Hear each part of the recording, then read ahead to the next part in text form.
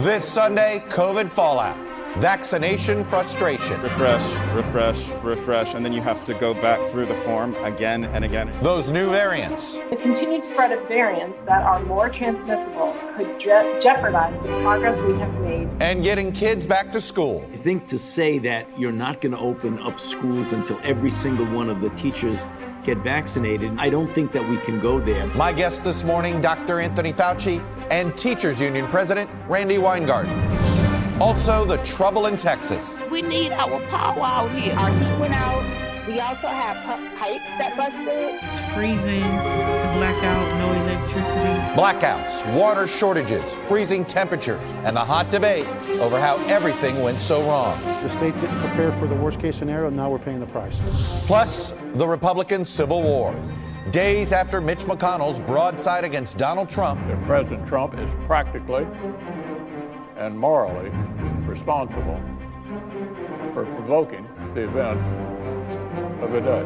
The former president strikes back with a little help from his friends. President Trump is the most consequential Republican in the party. If Mitch McConnell doesn't understand that, he's missing a lot. I'll talk to former Texas Congressman Will Hurd about the rift in his party and on the catastrophe in Texas. Joining me for insight and analysis are NBC News Chief White House Correspondent Kristen Welker, Democratic pollster Cornell Belcher, Susan Page, Washington Bureau Chief of USA Today, and former Republican Governor of North Carolina, Pat McCrory. Welcome to Sunday. It's Meet the Press. From NBC News in Washington, the longest-running show in television history, this is Meet the Press with Chuck Todd. Well, a good Sunday morning. We are covering three big stories today. The deep freeze and power failure in Texas, where millions are still in a boil water situation, and the fallout over how the state's hands-off governance failed to prevent what appears to have been a preventable catastrophe. Then there's the civil war inside the GOP between the Trump and establishment wings, the most prominent example, the growing feud between former President Trump and the Republican Senate leader, Mitch McConnell. But we're going to begin with the COVID-19 pandemic.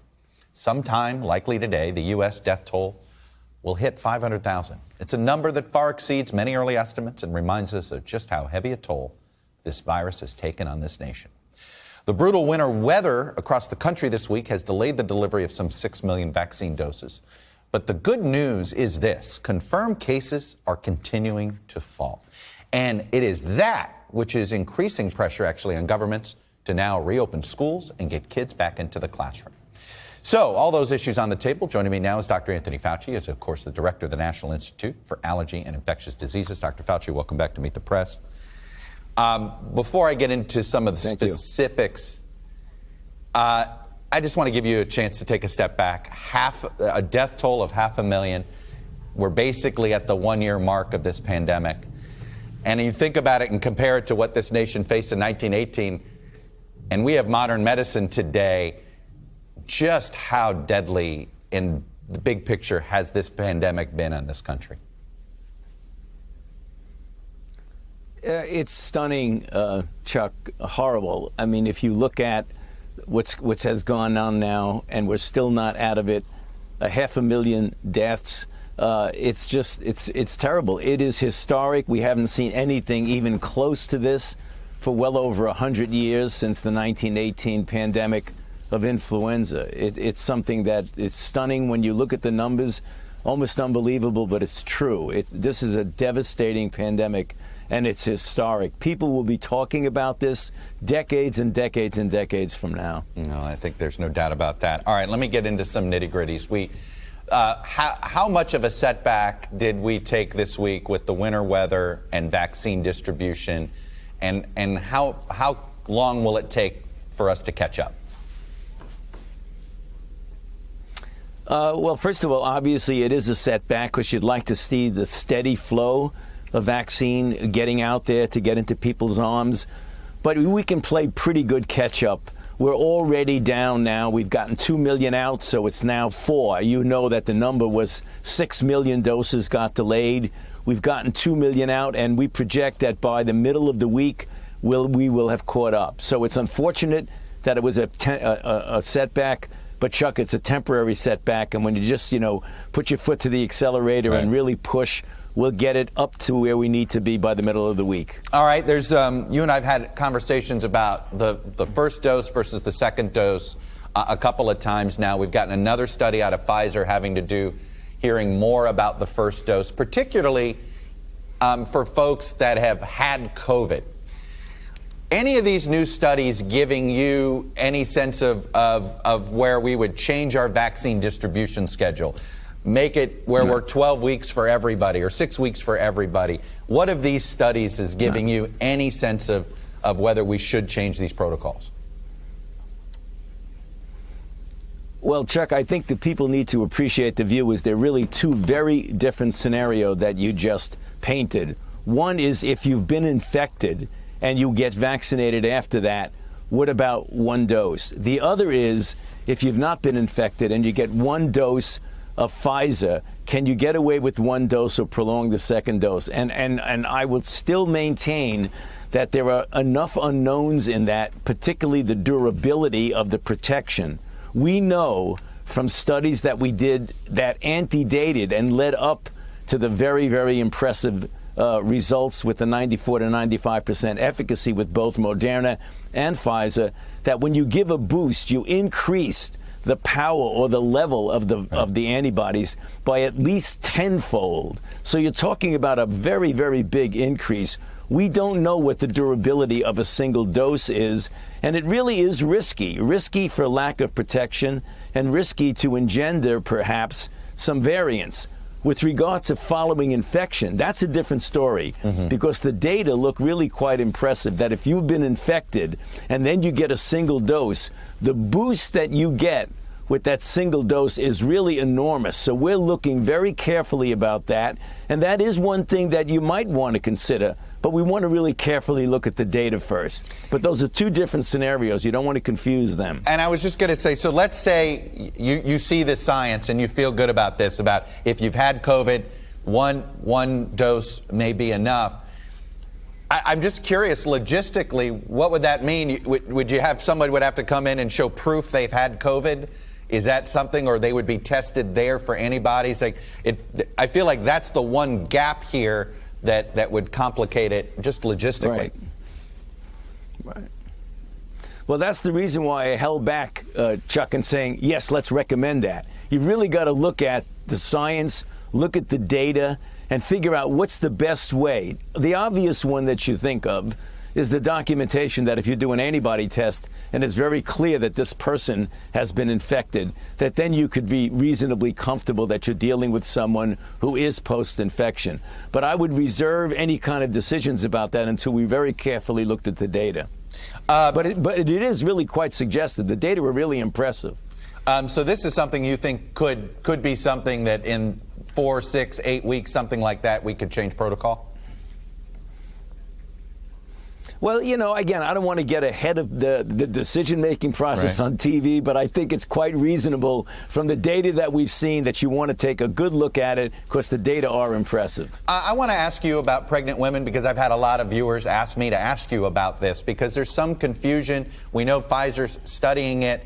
I've talked to other experts who said, hey, pregnant women should get vaccinated. They shouldn't fear this vaccine. What say you? The issue is that pregnant women, we have not been formally tested in a trial for safety and efficacy. That is being done now. We will get an answer for it. However, following the EUA from both Moderna and Pfizer, thousands of women have elected to get vaccinated despite the fact that they're pregnant. Many of them were actually healthcare providers who felt that the risk of COVID on their pregnancy was far greater than the risk of the vaccine giving a deleterious effect. And as a matter of fact, right now we don't see any red flag signals among those thousands of people who have gotten vaccinated while pregnant. Let me move to schools. Based on the CDC guidelines, what level of risk is an unvaccinated teacher taking right now by going into a reopened school?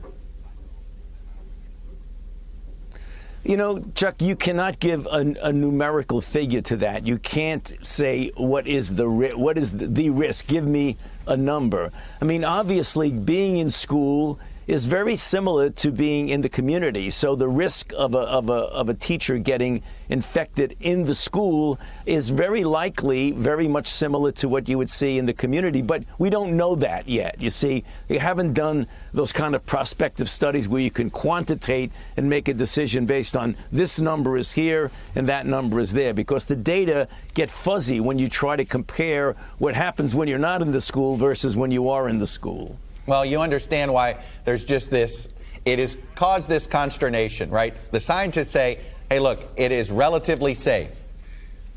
Obviously, a teacher sits there and says, yeah, but I'm still taking risk. And I know you don't want to wade into the politics of this, but this is where, would you feel comfortable going into a classroom and teaching?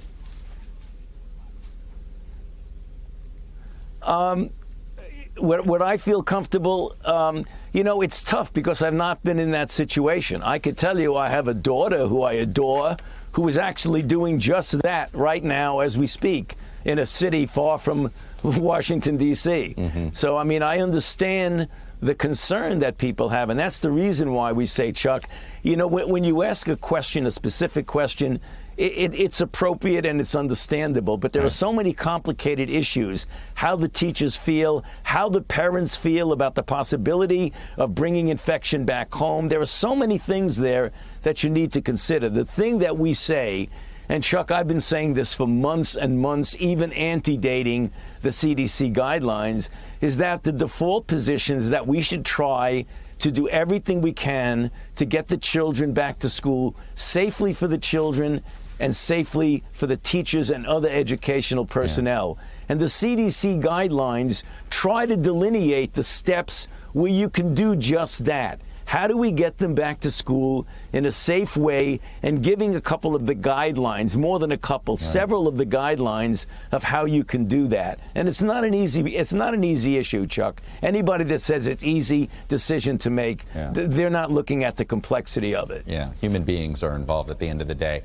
I want to leave on an upbeat note here. We've had cases come down dramatically. And this is after what some people feared might be a holiday spike or a Super Bowl spike. We're not getting that. One Johns Hopkins scientist argued in the Wall Street Journal, this means herd immunity is coming even faster than perhaps folks thought. What say you to that? Yeah, I'm not so sure that this is herd immunity that we're talking about. We had a big peak and we're starting to come down. Certainly, the number of people that have been infected are contributing to that. Also, some contribution with vaccines. Not a lot. I don't think we've vaccinated enough people yet to get the herd immunity. I think you're seeing the natural peaking and coming down. The one comment I want to make about that, Chuck, for the viewers and the listeners, is that the slope that's coming down is really terrific. It's very steep and it's coming down very, very quickly.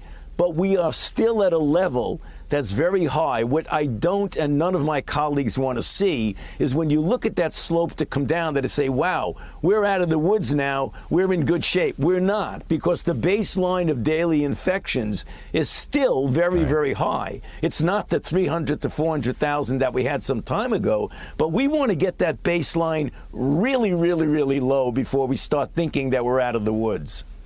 So keep wearing your masks, everybody, at a minimum. Anyway, Dr. Fauci. Absolutely. Yeah. Anyway, I will. I'm glad you said it, Chuck. We will scream it as much as we can. Anyway, as always, sir, thank you for coming on and sharing your expertise. Thank you for having me, Chuck. And joining me now is the president of the American Federation of Teachers. It's one of the nation's largest teachers unions. It's Randi Weingarten. Ms. Weingarten, welcome back to Meet the Press. Randi, Chuck. Okay, you got it, Randi. I want to start with where I think many folks are framing this argument, and you may think it's unfair, but I want to put this up. This is from The Nation. The coronavirus will be with us in one form or another forever. Zero tolerance made sense in the first year of the pandemic, just as it made some sense in the early 90s to fight crime. But zero tolerance cannot be a viable long-term strategy when it comes to reopening schools and other vital public institutions. And then also, let me have let me let you listen to Governor Gavin Newsom, because he kind of is making the same point, and then I want to get you to respond. Here's what he said. You find whatever you look for. So if we want to find reasons not to open, we'll find plenty of reasons. If we want to start building on ways to strategize, to find ways of getting to where we all want to go, we'll figure that out as well. I think in both instances, the question is this, Randy, what is reasonable risk? How do you define it?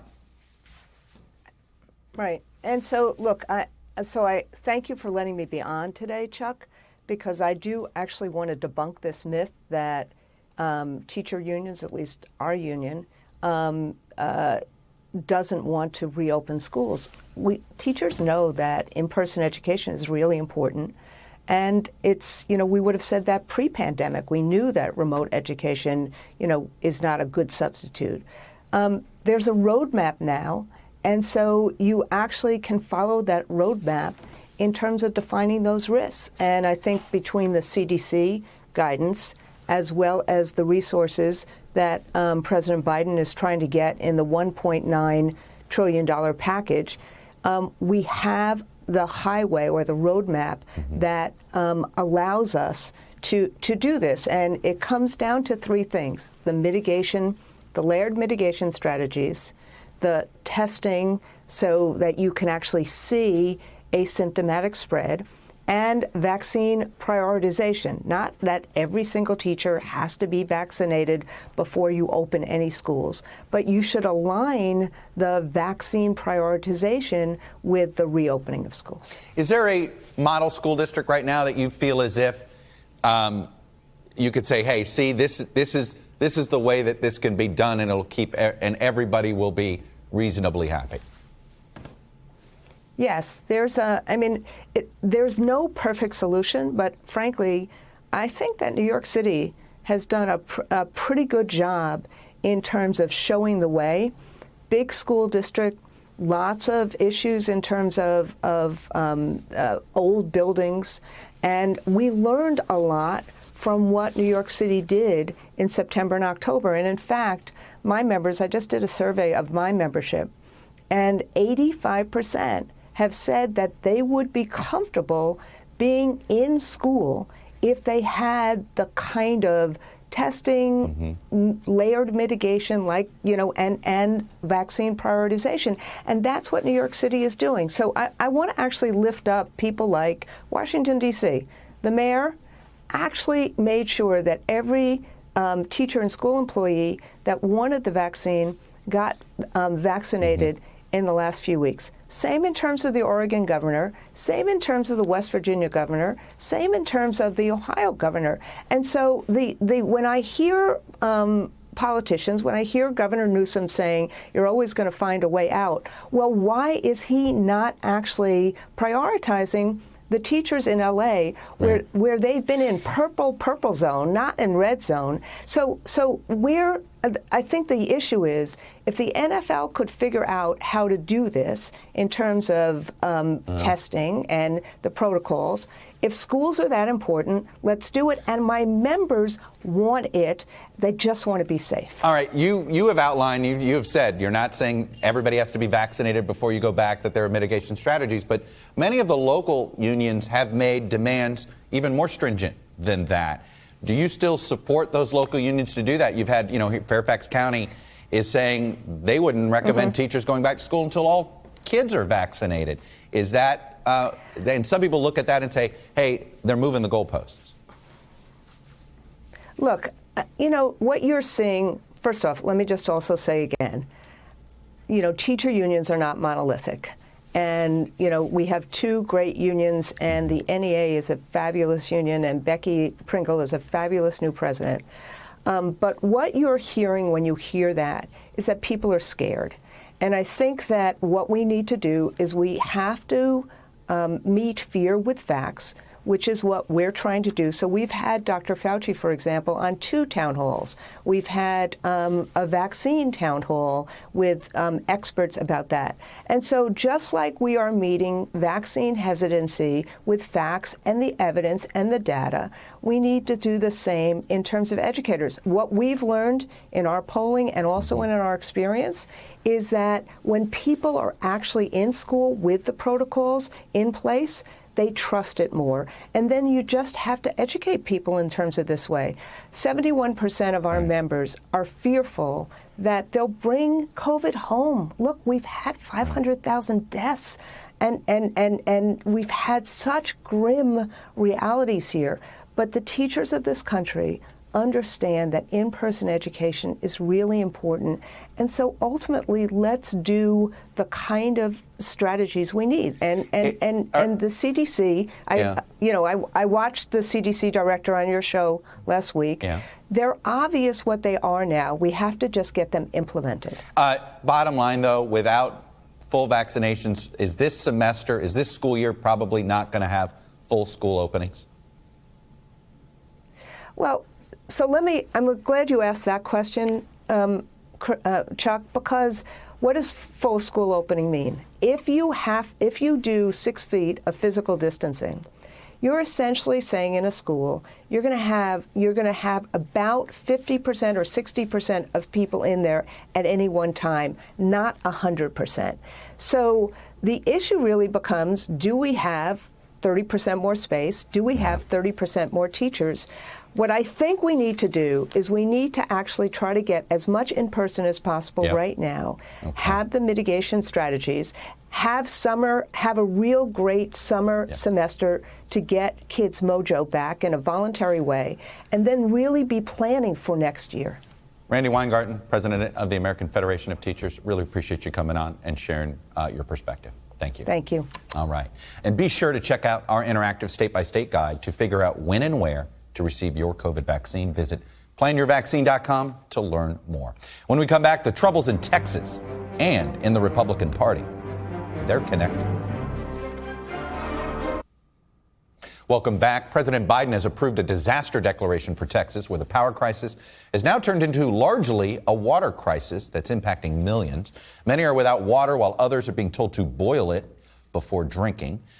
Morgan Chesky joins us now from Dallas. And Morgan, I guess the good news is the power is on, but there's 2 bad things: water and high power bills.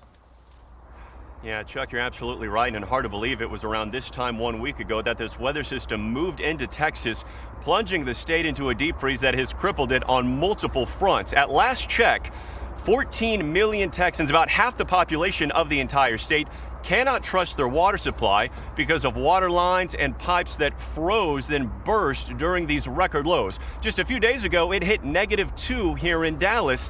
And that's what's led to heartbreaking scenes like this all across the state. People lining up for hours trying to get a little water, a little food to make it over the next few days. Texas Governor Greg Abbott has called for an investigation into ERCOT. That's the agency that governs the state power grid. He's described them over this ordeal as anything but reliable. And that group also now facing a lawsuit from the family of a 10-year-old boy who died from suspected hypothermia, one of nearly a dozen fatal cases near Houston.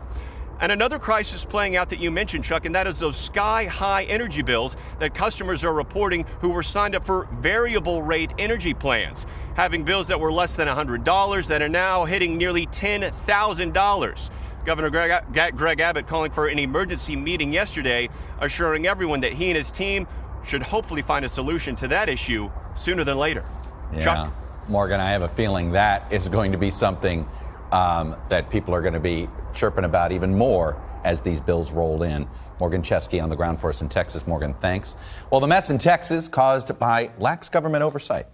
It's just the latest chapter in what's been a brutal time for the GOP. Consider over the past 4 years, the party has lost the House, the Senate, and the White House. The split between its Trump and establishment wings is growing. It's highlighted by former President Trump calling Senate Republican leader Mitch McConnell a dour, sullen, and unsmiling political hack.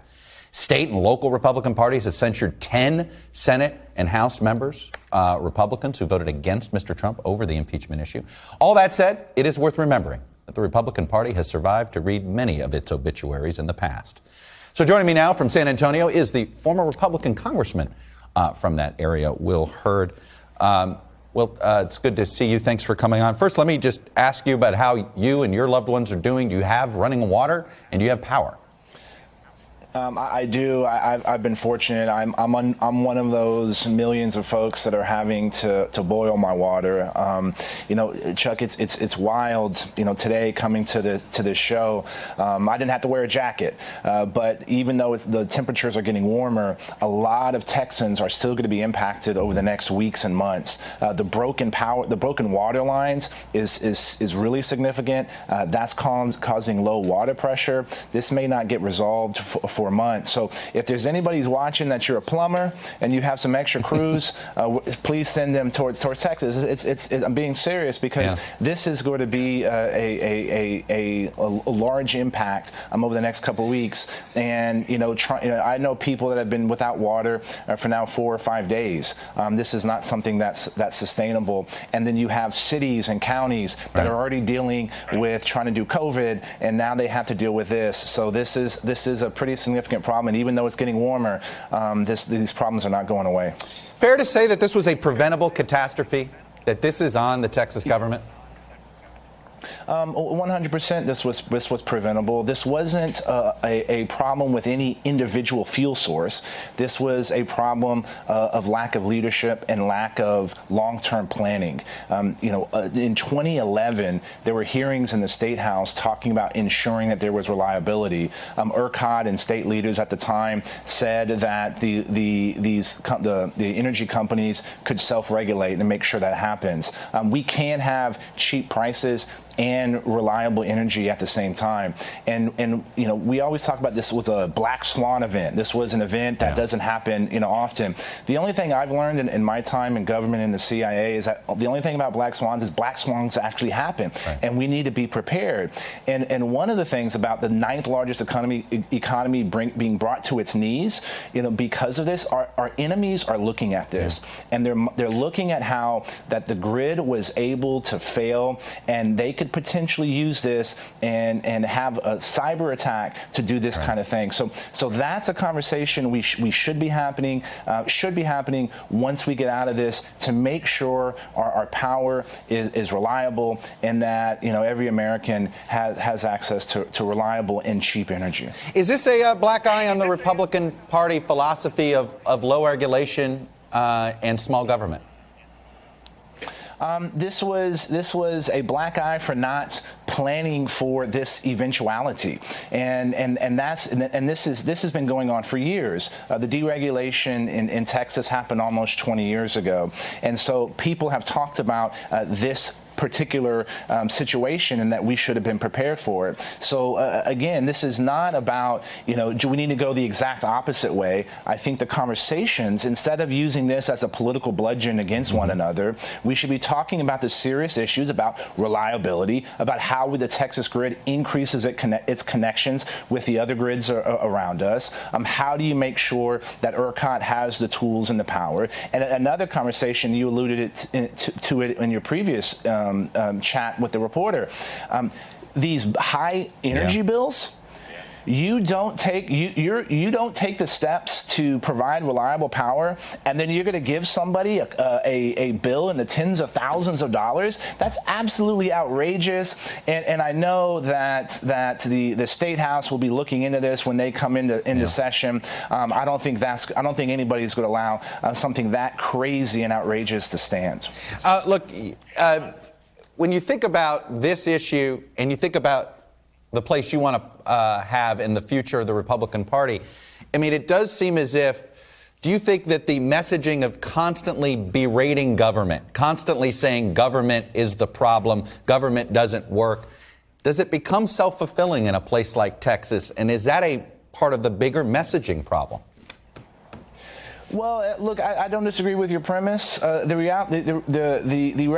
reality is the Republican Party should be based on our core values, right? If we're going to be a party that's viewed as, representing nuts and conspiracy theories, conspiracy theorists, we're going to ultimately have a problem. And so it's not about no government. It's about reasonable and sensible government. If we can reduce the size of the scope and fellow government of the government and still provide great digital, services, right? We should be able to do that. And so yes, there is a role for government to play in all of these issues. But let's figure out, and the conversation should be, what is that role? And it could be based on allowing most Americans to have as much freedom as they possibly can. Because when you have freedom, that allows opportunity. When you have opportunity, that leads to growth, and growth leads to progress. What role should former President Trump have in the future of the Republican Party, or should he not have a role? I think very little, if none at all. This is a president that lost the House, the Senate, the White House in 4 years. I think the last person to do that was Herbert Hoover, and that was in the Great Depression. And when you look at in the 2020 election, the number of Republicans that were successful significantly outperformed President Trump. And so the opportunity that we have is that we should be talking to disaffected Democrats.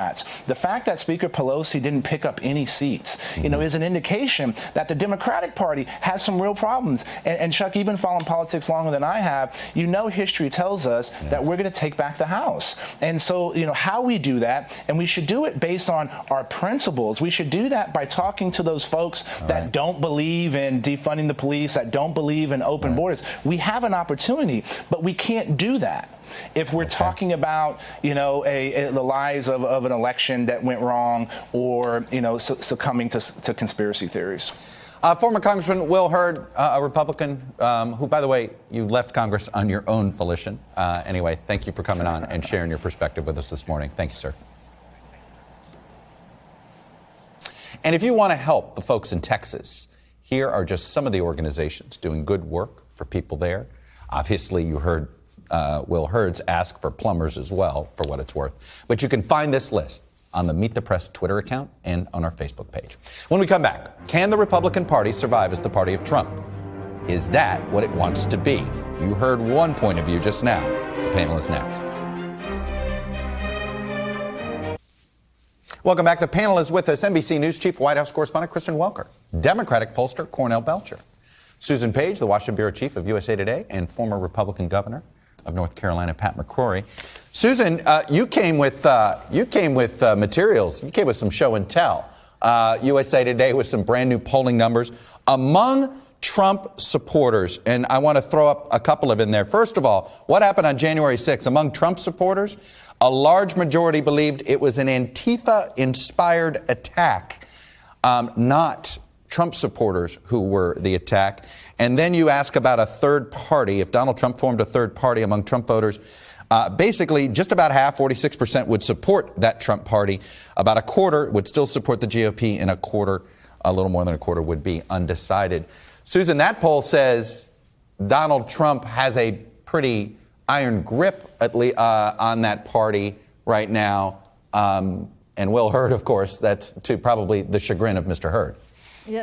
Yes, and to be clear, Antifa, there's no evidence that Antifa was behind the January 6th attack on the Capitol. Not even President Trump is arguing that. We found in this poll that by almost 2-1, Republicans who would leave for a third party would go with the Trump party over the Republican Party. But there is no need for Donald Trump to do that because he already owns this party.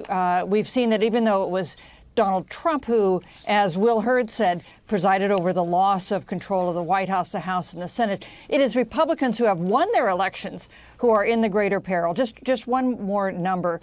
We found very little patience for Republicans officials who want to challenge Trump in any way. 8 of 10 Republicans said they are less likely to vote for a Republican candidate if he or she voted for impeachment. 8 of 10 said they doubted that Republican senators were voting their conscience when they voted to convict him for impeachment. They said they were dealing with their political calculations instead. You know, it's funny you bring up vote of conscience. I want to play for you what the Republican chair of Washington County, Pennsylvania, said about Pat Toomey's vote in particular to convict President Trump. Take a listen. We did not send him there to vote his conscience. We did not send him there to do the right thing or whatever he said he was doing. We sent him there to represent us. Pat McCrory, you've been an elected official. Did you feel as if voters sent you to only represent what they think? Or did you think you were being sent to do your best judgment? I believe we're a republic form of government, but you've got to understand that we're going through a grieving process right now, just like the Democrats had to go through over 4 years ago. We're going through some anger. We're going through some denial. And we're right now in the blame game, which is not unusual. Remember Hillary Clinton and Sanders and others going through the blame game. And we're in that blame game right now. But we're going to heal. I guarantee it, because we're going to heal around issues that Biden and Harris and Pelosi and Schumer are implementing right now. In immigration, we're putting teachers ahead of our children and ahead of science right now. We're getting rid of natural gas in the future. There are issues that are going to unite us 2 years from now and 4 years from now. History tells us that. And the fact of the matter is, issues trump everything. Cornell, is that a fair assessment? That's an interesting take there by Pat. Do you accept that, hey, this is a part of the process the GOP is going through, and don't assume that come 6 more months they won't be united again? I wish the governor was right. I wish issues did determine everything, but there's an awful lot of evidence and data that issues don't, in fact, indeed determine everything. And I would push back on the idea that this is very much like what Democrats have gone through. I got to tell you, I like Bill Clinton very much. I was absolutely in love with a Barack Obama, man who I worked for. But none of us would go off and start a third party. What you're seeing around Trump is dramatically different than what you're seeing. And I got to tell you, those numbers in the USA poll are startling, because to me, when you have that many Americans not wanting to accept the truth, and look, the first casualty of war is the truth. And I think our democracy is in great peril when you have that many Americans just won't accept the truth. So what you're seeing around Donald Trump is very different. A civil war within the Republican Party, the civil war is over. I mean, Donald Trump has won it. Mainstream conservatism is on its deathbed. I mean, and it's not being killed by liberal Democrats. It's being killed by Donald Trump and his tribalism. Yeah. Kristen Welker, what do you expect from former President Trump next week when he does his first speech? Is he going to be trying to project himself as not just the leader of the Republican Party, but to actually say why Republicans should be in charge? Or is he going to be settling scores inside the GOP? I think it's going to be a little bit of both, Chuck, based on my conversations. We are expecting the former president to address the impeachment, and so that might be the settling scores piece of the speech. But he's also, I am told, going to talk about the future of the Republican Party, how he sees it, how he sees the future of the conservative movement. And just going back to what Pat said, I am told that he's going to try to make the case that now is the time to start laying out the divides with President Biden. He's going to focus on immigration. Of course, President Biden is moving to reverse all of the Trump immigration policies. And so he's going to really try to focus it around those issues. But does it get mired in score settling? That's, I think, the big question moving forward, Chuck. And we know that former President Trump is eyeing what he is going to be doing in 2022, the candidates he plans to back. And I'm also told he's eyeing a return to social media. What will that look like? He's been banned from a number of platforms, but he's clearly looking to get engaged again, Chuck. Pat, I'm just curious. You heard Will Hurd there, who's thinking, you know what, Trump shouldn't be a part of the future conversation. Can you build a party without him these days? Well, I'm not a big fan of incumbents who happen to not win re-election have to go walk off into the sunset. I've been there. I think they can stay relevant, and I think President Trump should stay relevant. But I also think other leaders will emerge, and we'll go through this process of debating issues, debating leadership styles. But the fact of the matter is the issues will win out because the Democrats will overplay their hand. You know, for example, we're opening borders and closing schools. It makes no sense. And I think we'll win that argument. And I think President Trump should be allowed to participate in that argument and will. participate in those arguments. All right. I'm going to pause the conversation there. When we come back, trading places, how Democratic blue-collar workers are now flocking to the Republican Party.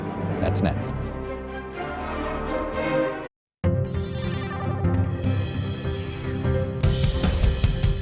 Welcome back. Data download time and another look at the political realignment underway in this country. Both parties are undergoing massive changes in who their voters are, and we see this in the kinds of jobs held by self-described Democrats and Republicans. In fact, here's what we found in the NBC News poll. In the last decade, the percentage of blue-collar voters who call themselves Republicans has grown by 12 points.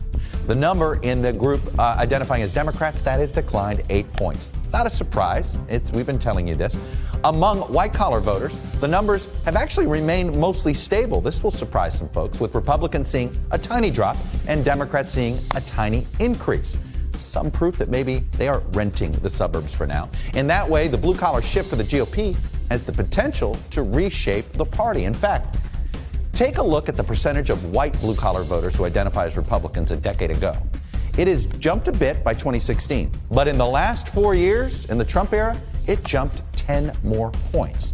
Now, we know whites represent the largest share of the Republican Party voters, but we're seeing the party make gain among blue-collar workers of other racial and ethnic groups, too. Hispanic blue-collar voters have peeled off from the Democratic Party in the last 10 years. GOP is up 13 points among that group, and something similar is happening among black blue-collar voters. They've moved Republican by 7 points in the last decade. The numbers are still small overall, of course, but considering the struggles Republicans have had wooing black voters, even a little positive movement among blue-collar voters is welcome news for them. So what we're seeing is this. The two parties are trading places to a certain extent. As Democrats make gains in traditionally Republican suburbs, Republicans are picking off blue-collar voters who used to call themselves Democrats. Increasingly, the current Republican Party is looking more and more like the Democratic Party of the mid-20th century, think 50s and 60s. When we come back, the GOP is not the only party that's divided between factions, as President Biden is finding out. Stay with us. Welcome back. And what some might say was a revival of some normalcy. Joe Biden went and visited with Bob Dole yesterday. We learned earlier this week that Bob Dole had stage 4 lung cancer. And in some ways, just the fact that Mr. Republican being visited now by Mr. Democrat felt very normal in a pre-2016 environment. But Kristen Welker, I think the big news from the week on the Biden administration side was a reminder of how important Joe Manchin is to the success or failure of the Biden agenda. He announces that he can't support the confirmation of Neera Tanden as the budget director.